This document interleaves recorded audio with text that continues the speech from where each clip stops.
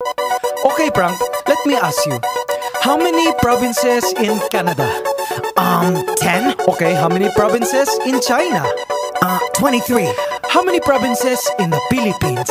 I don't know. How many? Believe it or not, 81. Abra, Kalinga, Aurora, Laguna, Maguindanao, Ifugao, Isabela, Aklan and Basilan, Sulu, Biliran, Leyte, Cagayan, Bulacan and Palawan, Batanes, Batangas, Bohol, Guimaras, Agusan del Norte, Agusan del Sur, Capiz, Cavite, Bataan, Masbate, Ilocos Norte, Ilocos Sur, Tarlac, Tawi-Tawi, Cebu, Sarangani, Camarines Norte, Sorsogon, Compostela Valley, Quezon, Zambales, Camarines Sur and Bukidnon, Zamboanga, Sibugay and Del Sur, Albay, Zamboanga del Norte din. There's Pampanga, Nueva Ecija, Nueva Vizcaya and Camiguin. These are the Philippine provinces. Every Pinoy in the world comes from one of them. Mabuhay! These are the Philippine provinces. In our 7,107 islands. Davao Oriental and Occidental, Davao del Sur, Davao del Norte, Negros Oriental and Occidental, Siquijor Mountain, Southern Leyte, South Cotabato, Catanduanes, Sultan Kudarat, Pangasinan, Misamis Oriental, Iloilo, Nogon Samar and the eastern one, Surigao del Norte and del Sur, Misamis Occidental, Samar, Lanao del Norte and del Sur, Oriental Mindoro and Rizal, Benguet Antique and Marinduque, Dinagat Islands, then Romblon, Quirino Apayao and Cotabato, Occidental Mindoro, La Union.